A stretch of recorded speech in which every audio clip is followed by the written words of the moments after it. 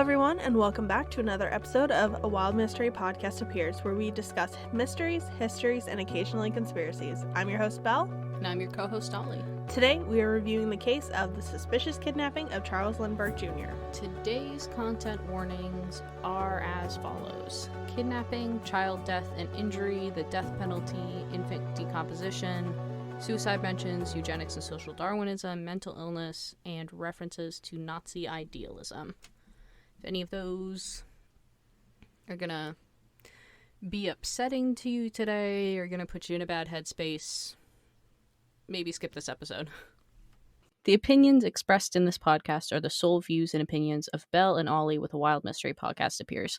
These views are not intended to harm, offend, defame, slander, or negatively represent any individuals involved in the case. So before we get into today's episode, we just wanted to share with you guys that we are attempting a new recording setup. It's not completely different, but it is different enough that we just spent 2 hours working on it. So, we've got 2 separate mics now, and we've got different mics too. Yeah. We've planned this badly. Yeah. It was a lot. But hopefully you guys hear a difference in the sound quality and a better difference. Yeah. And also, if you happen to be a person who knows a lot about sound and you're listening to this going, oh my god, they did this, and this, and that wrong, tell us. Like, please. We have no fucking clue what we're doing. Like, we're Googling everything and attempting to learn the best that we can with the resources that we have. Yeah. But if you notice anything, please let us know so that we can learn and improve. I mean, honestly, frankly, even if you don't know anything about sound and you don't know what we're doing wrong, if you are like, hey, this sounds weird. Yeah, this thing sounds, bad, weird. It's picking up a lot of background noise, which it might today. And I'm sorry, because that's just my mic. For our next 3 episodes. Or 4 if you include this one. Yeah. So, let us know if things are wrong. We're trying to better the sound quality for you guys. So, let us know if something is irritating, if it's not working. If you know that we're doing something wrong, Yeah. Hit us up. Yeah. We genuinely will appreciate it. Absolutely. So, with that being said, let's get into today's episode. Charles Lindbergh Jr. was the 20-month-old son of the famous aviator Colonel Charles Lindbergh, who became quite famous in 1927 after becoming the first person to fly solo and nonstop across the Atlantic Ocean. He married his wife, Anne Moreau, who was born on January 22nd in 1906. June. Thank you. On May 27th in 1929 at the Morrow's home in New Jersey. Charles Sr. was born on February 4th in 1902. They got married when Anne was 22 and when Charles was 25. They had their first child on June 22nd, 1930, and when I initially wrote that, I was like, oh, I didn't realize that they shared a birthday. Yeah. Which is ironic because I have 2 people in my life who were also born on June 22nd. June is a popular month to be born in, which I don't want to think too much about. October? That's wild. What? Halloween. It was the evening of March 1st in 1932. And I'm going to go ahead and say this because this drives me crazy. And so the FBI site says around 9 p.m. and Wikipedia says approximately 10 p.m. Now, when I started getting into this a little bit more, the supposition is that around 9 p.m. the incident happened and it was discovered around 10 p.m. But I don't understand how they can be like, oh, well, it happened around 9 p.m. when it wasn't discovered until 10. I'm going to leave that intentionally vague for now until we get into more of it. Okay. Yeah, but I was just like, I don't understand because they didn't really get into how they knew that it was around 9 p.m. But I'm going to agree with the FBI on this one. I know. Okay. Shocker. Anyway, so evening of March 1st, 1932, and the Lindberghs were staying at their new home in New Jersey that was still under construction.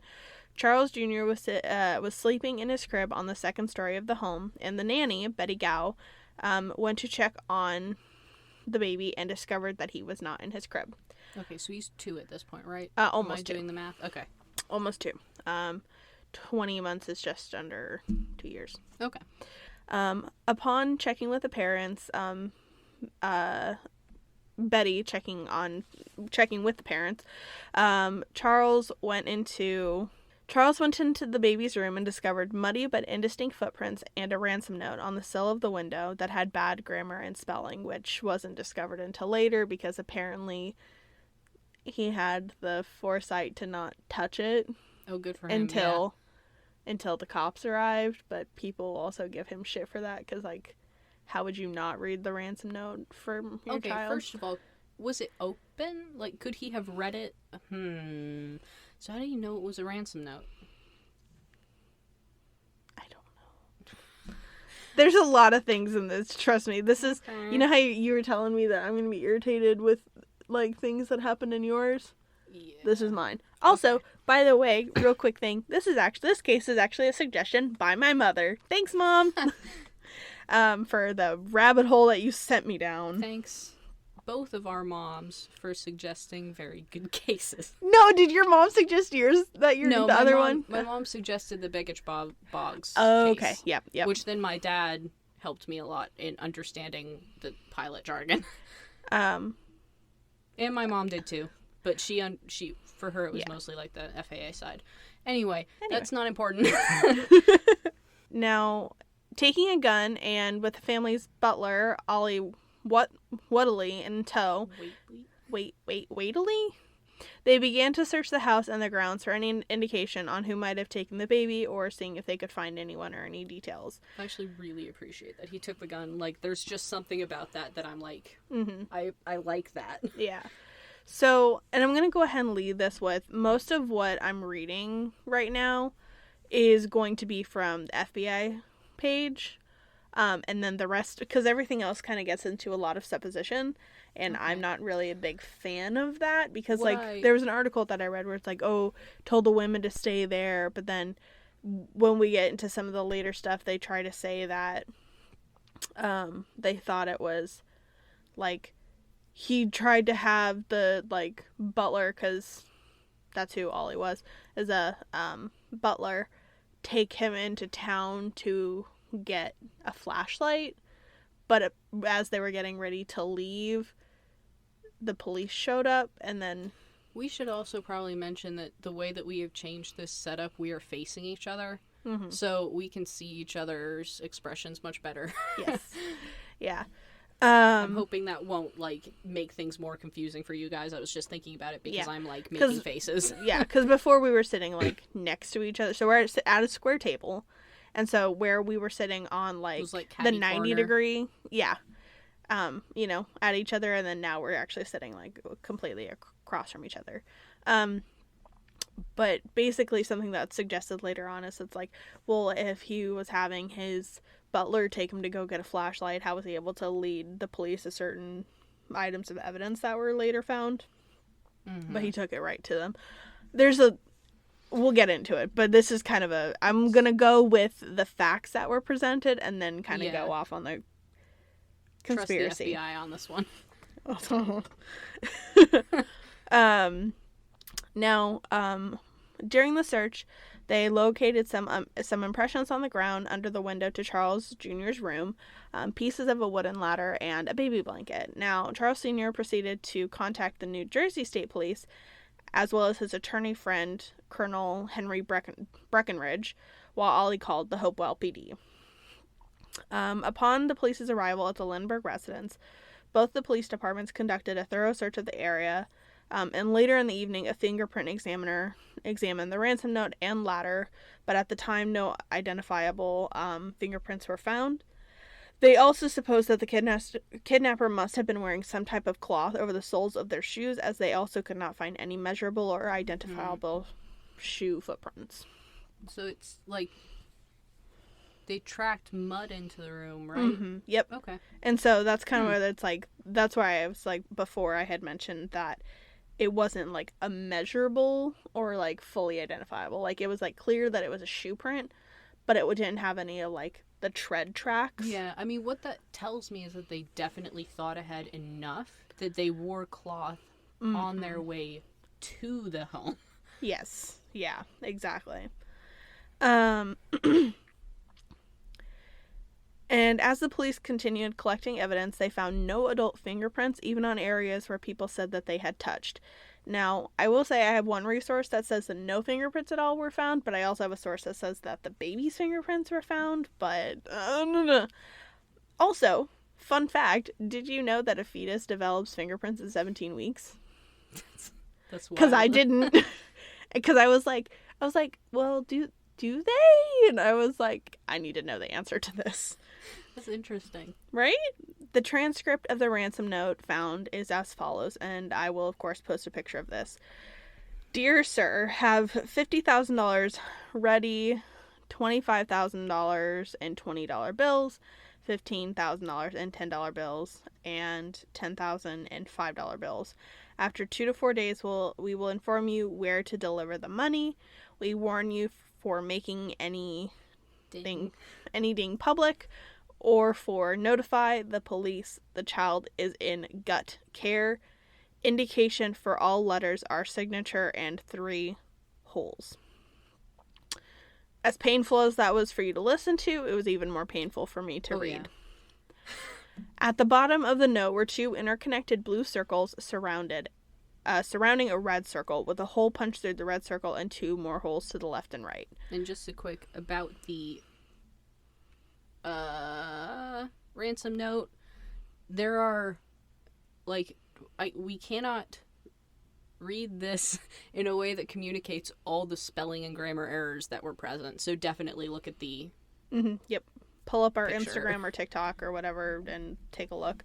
So I'm going to go ahead and backtrack here. It was not in an envelope. Based on this picture, it looks like it was kind of like folded up. Yeah.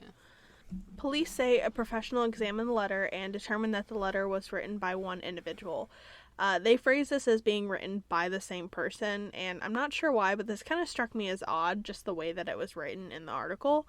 And as a result of the poor grammar and odd English, they supposed that the individual was foreign and had only spent a little bit of time in America, if any.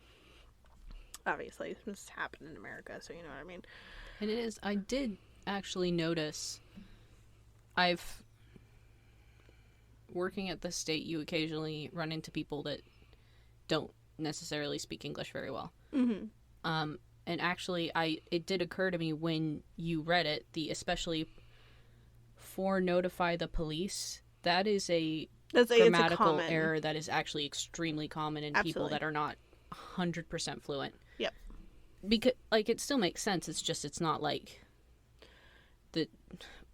I guess the version of the word isn't correct. Yeah. And it might be that that's exactly the version, that is the grammar that you would use in, Spanish, for example. Yeah. And it did actually strike me as that sounded familiar as, emails I've gotten from people that... Mm-hmm. Yeah, I have the common occurrence as well when I was working with a lot of people who are from the Philippines. Mm-hmm. It was a common one that I experienced But yeah, it's interesting to me that is the conclusion they came to, and it also occurred to me. Wow. Yeah.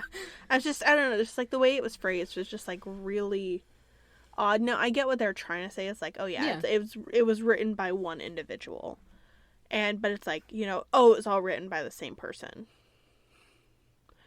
How many ransom notes do you know that are written by 2 separate people? Yeah, okay, that is weird. Yeah. Right? I don't know. I mean, I get what they're trying to say, but it just, at the end of the day, it just seemed odd to me. So I just wanted to denote that it felt weird to me. Yeah. Anyway. So household and estate employees were questioned and investigated. Colonel Lindbergh asked friends to communicate with the kidnappers, and they had made widespread appeals for the kidnappers to start negotiations. Various underworld characters were dealt with in attempts to contact the kidnappers, and numerous clues were advanced and exhausted. Another tool that was used to try and identify the killer were the pieces of wood that were located at the scene, and using them to try and determine what trees they came from, any fingerprints, literally taking it apart, looking at the nails that were used to build it, and a general inspection of the ladder in any attempt to find any identifying information. Okay, I think I have totally forgotten. There was a ladder at the...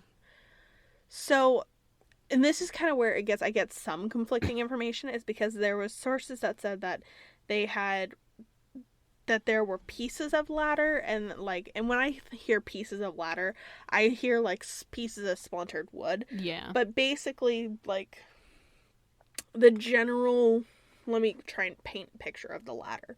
It was made to be collapsible.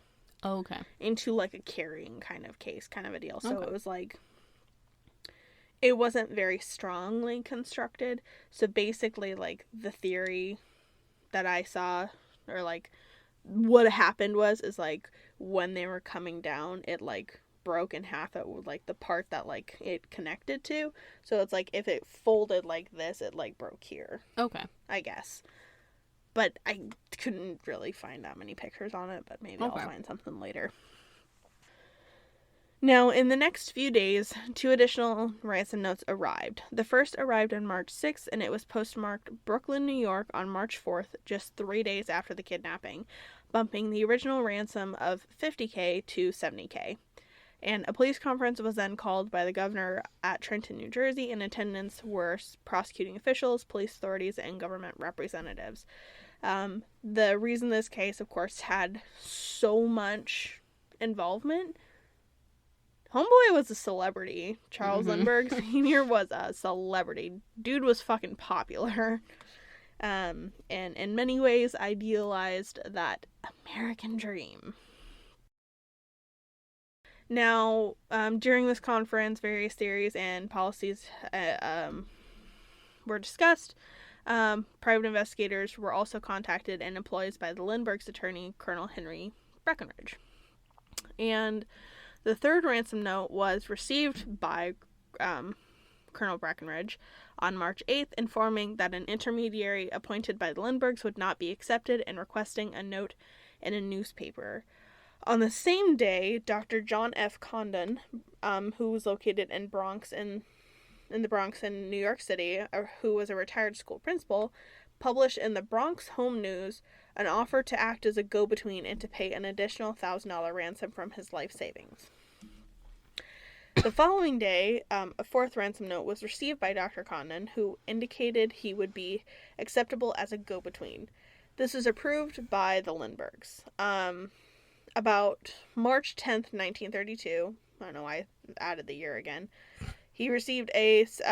Dr. Condon received $70,000 in cash as a ransom and immediately started negotiations for payment through newspaper columns using the code name Jafsey.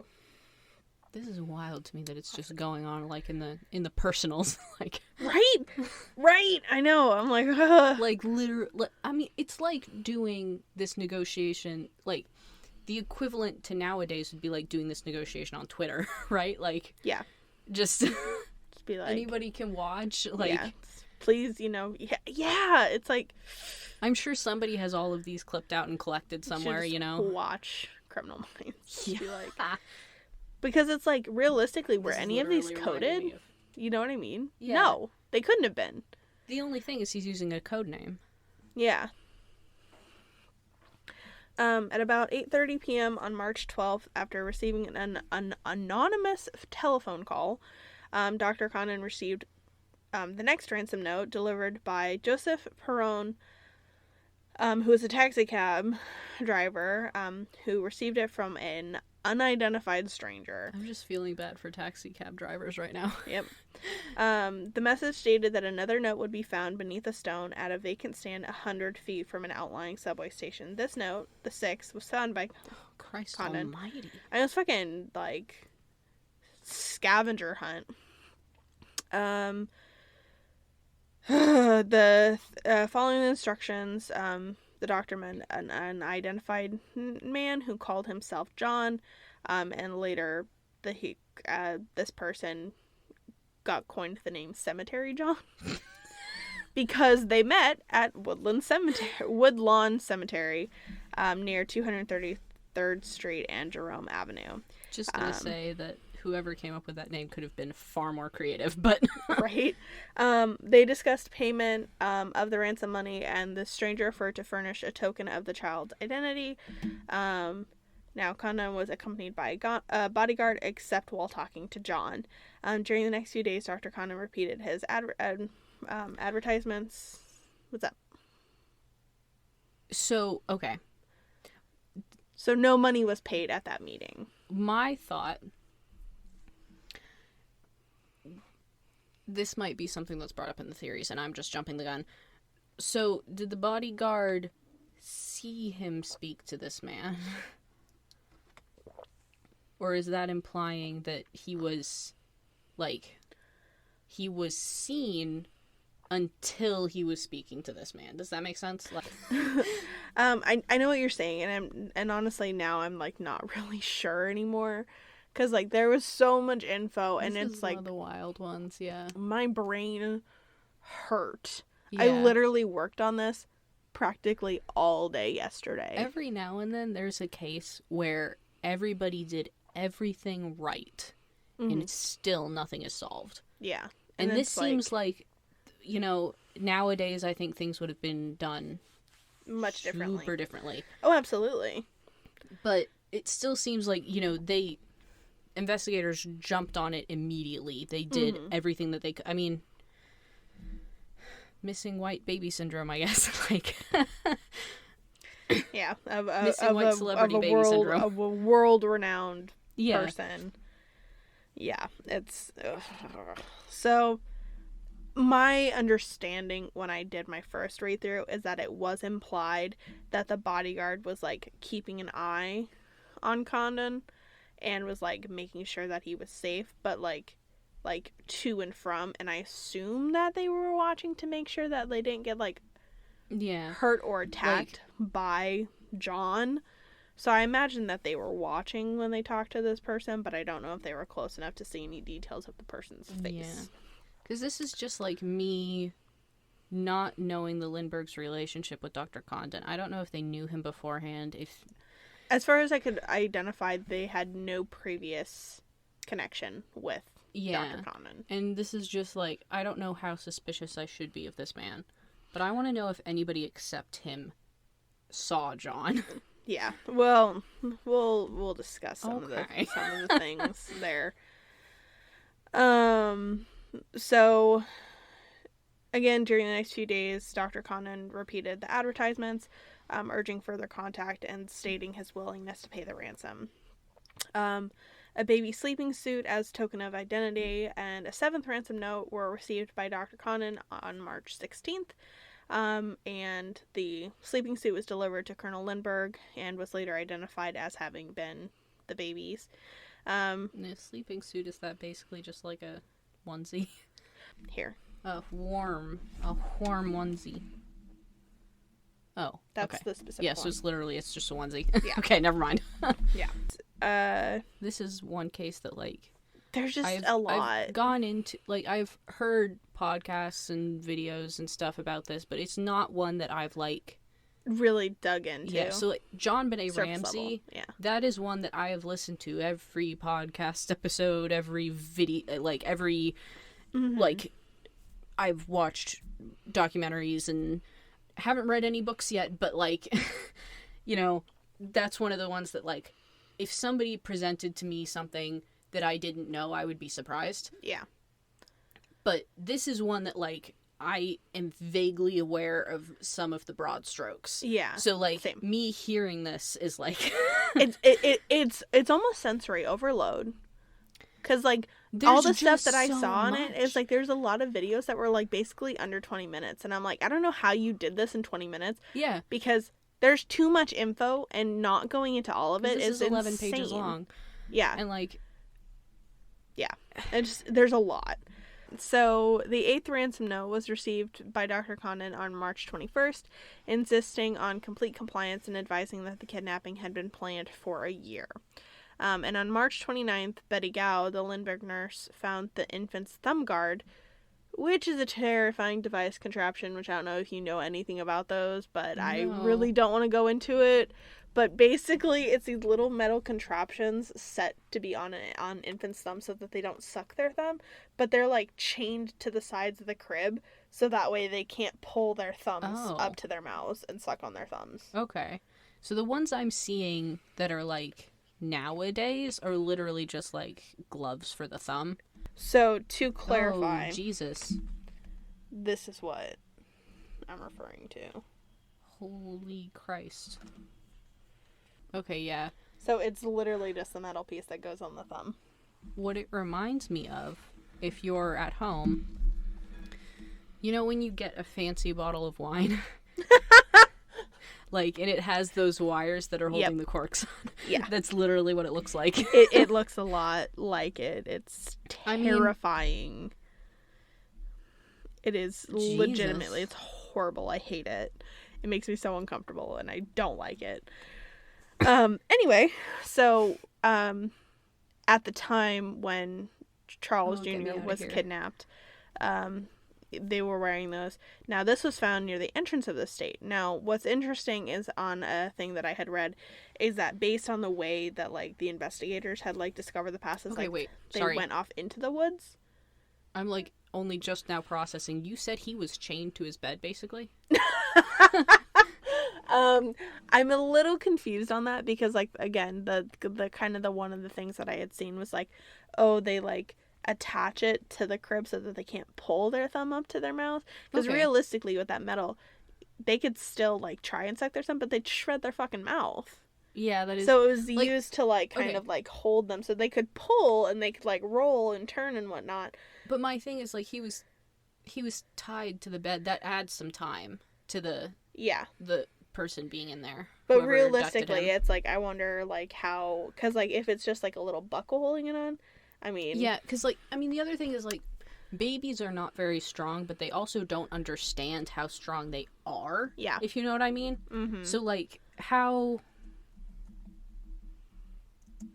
Is it literally just a fucking ribbon? Because, like, as somebody who has cats, who in a lot of ways are very similar to babies in that they eat everything, like, you don't want him chewing on a ribbon either. Right, yeah. Well, it's like, I think the whole thing is like, oh, you know, they weren't able to, like, the way that it was set up is that they couldn't pull their hands up to their mouth. And I don't think Velcro existed at this point. I'm just like, okay, it doesn't really matter. I'm just like, that, you know, when anybody who's worked retail before understands that not, and this is like, I'm not trying to compare a literal infant to, like, products, but the way that you, like, a lot of the things in preventing shoplifting is literally just deterrents that add time to whatever the shoplifter would do, because just adding a little bit of time will sometimes stop people from shoplifting. Because it's an inconvenience. And shoplifting is way less, like, high risk, I guess, than kidnapping an infant, a famous infant. Yes. Like, so I'm just thinking, and perhaps the fact that it is higher risk makes you more willing to add some time to that versus, you know. Yeah. But that does mean that the person, if he was tied to his bed frame, basically, that means that the person was in there for a bit. Yeah. Yeah. Oh, yeah. But what's weird is that it was, like, found basically in the driveway crushed, but supposedly the kidnapper had gone the other direction. Huh. So, just adding more weird details, and it's like, why would it be found now of all times? But whatever. So the following day, the 9th ransom note was received by Condon, threatening to increase the demand to $100K and refusing a code for use in the newspaper columns. And then the 10th ransom note was received on April 1st, instructing him to have the money ready the following night, to which Condon replied by an ad in the press. The 11th was received on April 2nd by another unidentified taxi driver, right, who said he received it from an unknown man. And then Dr. Condon found the 12th one under a stone in the front, under a stone in front of a greenhouse at 3225 East Tremont Avenue in the Bronx, as instructed by the 11th note. Okay. Christ almighty. I'm just Right? Okay. Shortly thereafter, on the same evening, by following the instructions contained in the 12th note, Condon again met whom he believed to be John to reduce the demand to $50,000. This amount was handed to the stranger in exchange for a receipt and the 13th note containing instructions to the effect that the kidnapped child could be found on a boat named Nellie near Martha's Vineyard in Massachusetts. The stranger then walked north into the park woods. The following day, an unsuccessful search for the baby was made near Martha's Vineyard. The search was later repeated. Dr. Condon was positive that he would recognize John if he ever saw him again. And unfortunately, on May 12th in 1932, the body of Charles Lindbergh Jr. was accidentally found, partially buried and badly decomposed, about 4.5 miles southeast of the Lindbergh home, 45 feet from the highway near Mount Rose, New Jersey, in Mercer County. The discovery was made by William Allen, who was an assistant on a truck driven by Orville Wilson. The head was crushed, there was a hole in the skull, and some of the body members were missing. I hated how that, and I kept that in there, but that's literally how it was written. So, yeah. The body was positively identified and cremated at Trenton, New Jersey on May 13th in 1932, and the coroner's examination showed that the child had been dead for about 2 months and that the death was caused by a blow on the head. So, he was dead the entire time. So, with that horrifying end to that part of the story, we're going to go ahead and take a brief ad break. We're going to move about our space so that we have a little bit of a break because that was a lot of information to digest in a very short amount of time. So, you may now experience an ad. On March 2nd, 1932, after a conference with the Attorney General, FBI Director J. Edgar Hoover had contacted the headquarters of the New Jersey State Police at Trenton, New Jersey. He officially informed the organization, so mind you, this is the day after the baby was kidnapped. The day after the baby was kidnapped, okay. Yes, day after the baby was kidnapped. He officially informed the organization that the U.S. Department of Justice would afford Colonel Norman Schwarzkopf, the superintendent of the New Jersey State Police, the assistance and cooperation of the FBI in bringing about the apprehension of the parties responsible for the kidnapping. He advised the New Jersey State Police that they could call upon the Bureau for any facilities or resources which they would be able to help with.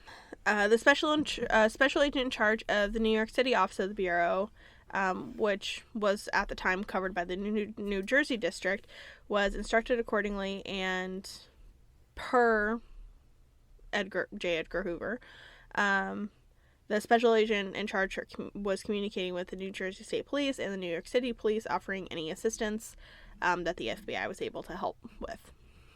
Now, during the next few weeks, they were acting merely in an auxiliary capacity because there was no federal jurisdiction. However, on May 13th, the president directed that all governmental investigative agencies should place themselves at the disposal of the state of New Jersey, and that the FBI should serve as a clearinghouse and coordinate agency for all investigations in this case, conducted by the federal units. And this is just kind of some of the things that kind of came about after everything happened. So on May 23rd. Okay, never mind. So the body was found on the 12th. On May 12th. Yeah, on May 12th, yep.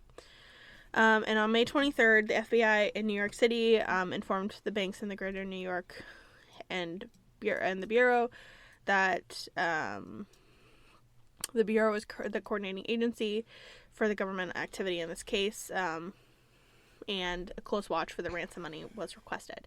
Now, because at the time, something that I hadn't mentioned was that the ransom notes and everything, and the amount and the way that it was provided was intended to be tracked. So they did gold certificates because they were being phased out at the time, and they felt that anyone going to cash those in would be more likely to be caught as a result.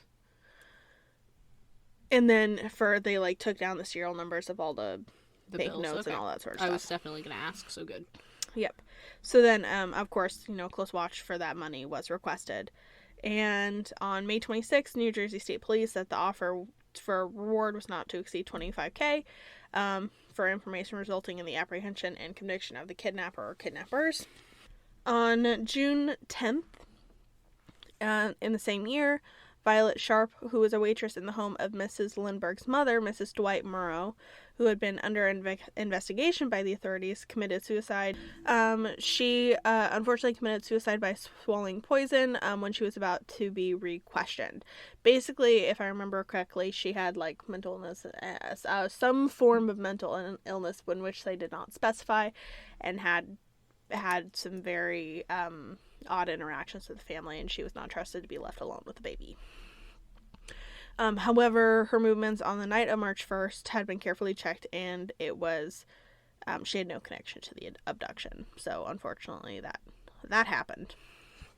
Now, in September of 1933, so the following year, President Franklin Roosevelt stated, so FDR, stated in a meeting with Director Hoover that the case should be centralized in the Department of Justice, and he requested that Director Hoover asked that the Attorney General Cummings, with suggesting that the Attorney General make a request. There's just a lot of legalese and governmental jargon in here. Basically, they wanted to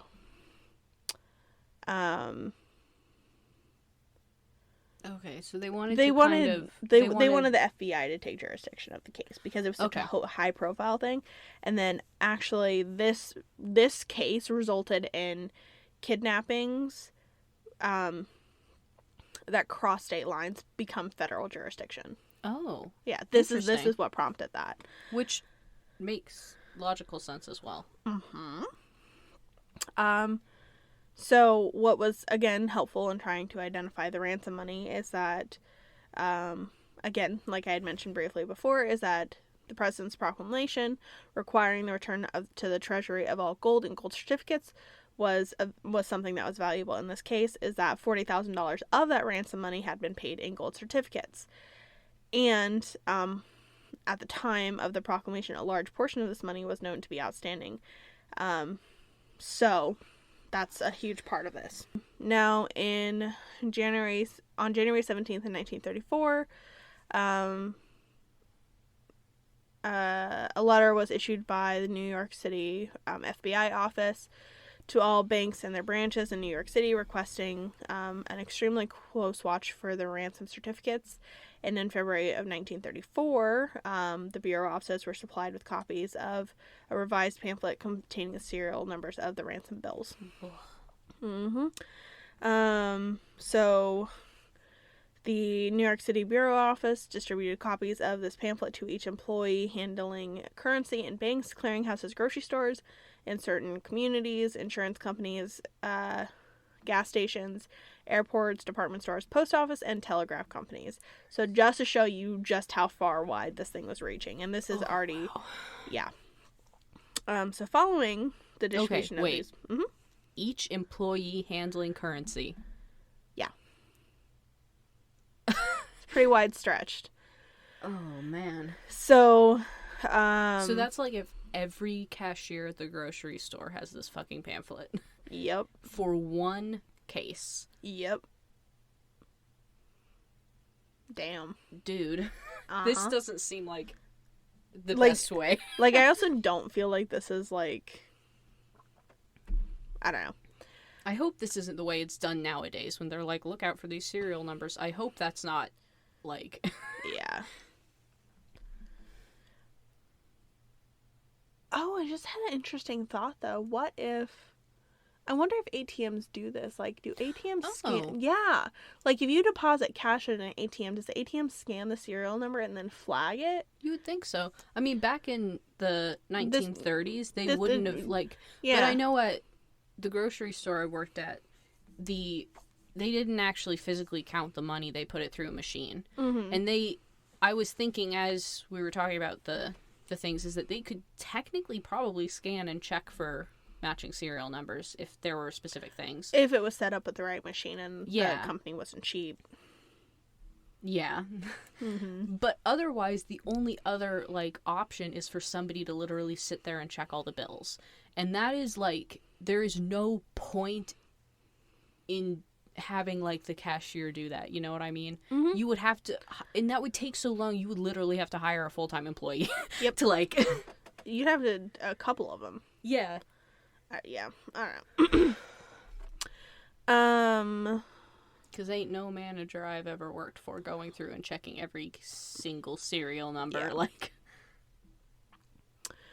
but maybe that's why they disappeared all the time and were never there to talk to upset customers. You know what I mean? Yeah. So, obviously, with this case, it was a very high-profile case. So, something that happened was, of course, a lot of misinformation received from well-meaning but uninformed individuals, as well as a lot of letters written by demented people, publicity speakers, and frauds. However, with that, everything was investigated because this was, a very popular case. Now, here's something that makes me so sad. So, on March 4th in 1932, 3 days after the baby was kidnapped, a con man named Gaston B. Means was approached by Mrs. Evelyn Walsh McLean of Washington, D.C., who felt that she might be of material assistance to Colonel Lindbergh in procuring the return of the child. Mrs. McLean had become acquainted with Means as a result of some investigative work which Means had performed for her husband some years before. Now, Means informed her that he felt certain that he could secure contact with the kidnappers inasmuch as he had been invited to participate in a big kidnapping some weeks before but had declined. He claimed that his friend was responsible for the Lindbergh kidnapping, and the following day, Means reported to Mrs. McLean that he had made contact and that he induced her to hand over $100,000, which he said that's what the ransom had been increased to. And up until April 17th, he kept her waiting, expecting the return of the child. During this period, he purported to the affecting negotiations with the alleged leader, whom he called the Fox. This very 1930s thing. So she finally requested the return of the $100K and additional money, which she had advanced to him for expenses. Good for her. When he failed to do so, the case was turned over to the FBI, Means, and the Good Fox. for her. Yep.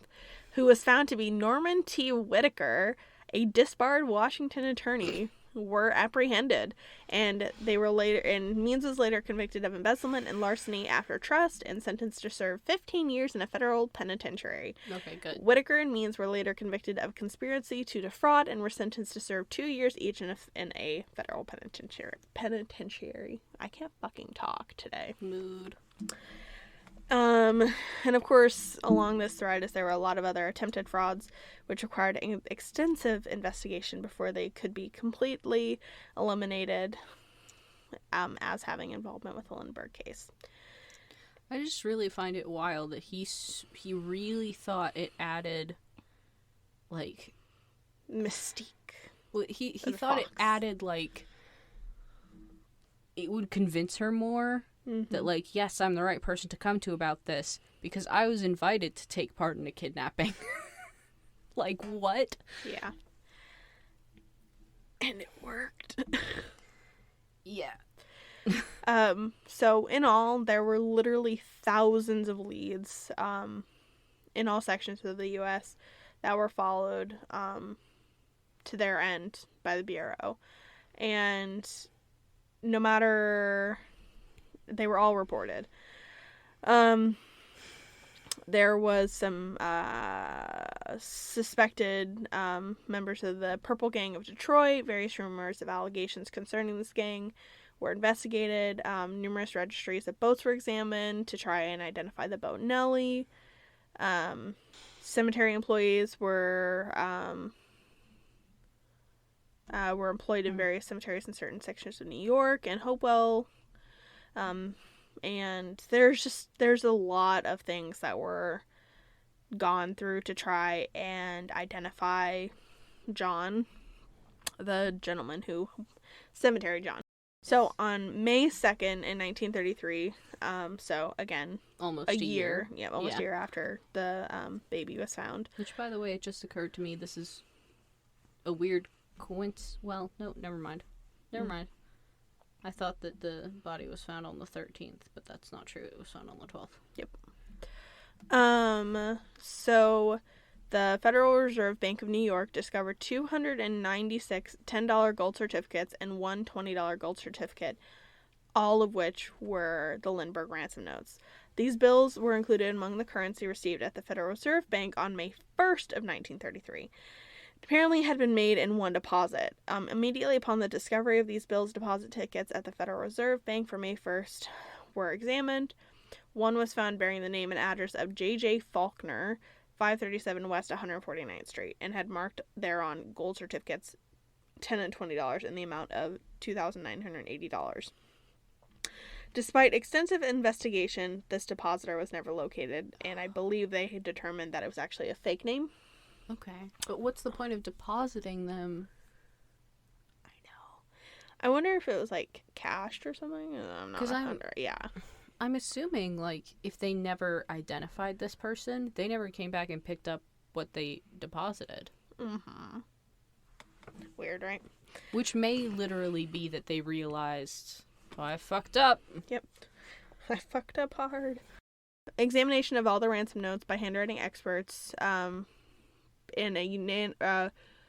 resulted in a unanimous opinion that all the notes were written by the same person and that the writer was of German nationality but had spent some time in America. Dr. Condon originally described John as Scandinavian, and believing that he could identify the man, spent considerable time in viewing the numerous photographs of possible suspects and known criminals. In this connection, the FBI retained the services of an artist to prepare a portrait of John from depictions furnished by Dr. Condon and Joseph Perrone, the taxi driver who had delivered one of the ransom letters to Dr. Condon. I just want to say, if I was ever a taxi driver and somebody was like, hey, can you deliver this? I'd be like, no. Nope. Nope. They're like, hey, you don't know who I am, but no. Like, I don't care. Whatever it is, it's not worth the, like, potentially years-long investigation that I'm gonna have to go through. Yeah. No, do your damn self. And have that same Find factor. some other taxi driver. Honestly, though, I'd be like, especially in, like, today's modern world, it's kind of like you just kind of turn the dash cam and be like, sure, let me go ahead and deliver that for you. And you take it right to the FBI and you're like, hi, this person asked me to deliver this anonymously. I'm not doing this. Also, here's a letter. Here's a picture. USB. Here's everything. So, where are we? So, in further attempts to identify who received the ransom payment, they asked Dr. Condon to do transcripts of all the conversations from March 12th and April 2nd, and that's asking a lot of a man. Right? So those conversations during March were 1934 were transcribed in detail on phonograph records by Dr. Condon, who imitated the pronunciations and dialect of John. In this manner, the nationality, education, mentality, and character of the kidnapper were more clearly defined and permanently preserved for future use. What? Yeah. They had a man just talk to himself in an accent, like... Yeah, to imitate of conversations that he had 2 years and now prior. This is evidence. Yeah. What? Yep. Another interesting attempt I wish y'all that we had. You guys might have been able to actually hear me lean back in my chair in frustration, like maybe. Now going back to the ladder is that it was crudely built, but it was built by someone who was familiar with wood and who was mechanically inclined. The ladder had been thoroughly examined for fingerprints and had been exhibited to builders, carpenters, and neighbors of the Lindberghs in vain. Slivers of the ladder had even been analyzed so that the types of wood could be identified. That's damn. In early 1933, an expert was called in, Arthur Kohler of the Forest Service, with the Department of Agriculture was called in to... Holy shit. Can you imagine getting that call, like being Arthur Kohler? Yeah. And you just get that call, like, hey, we need you to come in and look at the ladder. And he's like, okay. Ma'am, as I said, I'm with the Forest Service. And they're like, no, yeah. We know. We need you to come look at a ladder. And he's like, what? Okay. I think you have the wrong number. They're like, no. No. Come in. We want to talk to you. So he's the one who... Oh, dude went hard. Yeah. So he's the one who disassembled the ladder and identified every type of wood that was examined. He looked at tool marks and the pattern made by the nail holes, and whether it had been constructed indoors or outdoors. I just realized, so again, like I said, I took this directly from resource sites. Kohler made field trips to the Lindbergh estate. Field trips? That ain't a fun field trip. He didn't have his mom sign off on that permission slip, I'm sure. Make sure you bring your sack lunch, honey. Did you bring a coat? You know it's cold out. You should wear a hat. Sorry. Inappropriate. And he also went to factories to try and trace some of the wood. He summarized the findings in a report and later played a critical role in the trial of the kidnapper. And here we come to our second ad break, because this really is that long. And you're leaving off on a fucking cliffhanger. Yeah. So, for now, please go ahead and listen to an ad so that we can continue to do this for you guys. Hey guys, this is Future Edit Ollie, just coming in to let you know that this recording ended up being quite a bit longer than we expected it to be, so we are splitting it up into 2 parts. So this first one is going to obviously come out today, and then the rest of this episode is going to be along with Belle's next topic on Stonehenge, which she will upload on December 1st. So we hope you still enjoy this first part, and it gets your brain going as much as it got my brain going.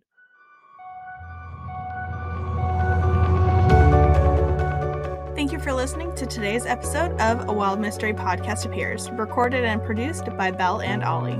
Please check out all of our social media where we have additional information shared.